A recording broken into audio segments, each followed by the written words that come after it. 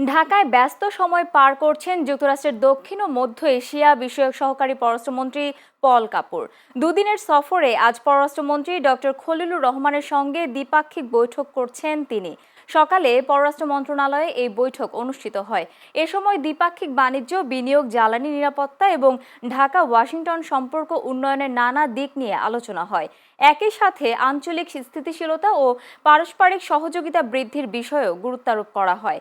কর্মসূচি অনুযায়ী মার্কিন সহকারী পররাষ্ট্রমন্ত্রী আজ সরকারের বিভিন্ন মন্ত্রীর সঙ্গে পৃথকভাবে বৈঠক করবেন। সন্ধ্যায় ব্যবসায়ী প্রতিনিধিদের সঙ্গে মতবিনিময় সভায় অংশ নেওয়ার কথা রয়েছে তার। সফরের শেষ দিন আগামীকাল রাজনৈতিক দলগুলোর নেতাদের সঙ্গেও বৈঠক করবেন পল কাপুর। গতকাল দুদিনের রাষ্ট্রীয় সফরে ঢাকা পৌঁছান তিনি।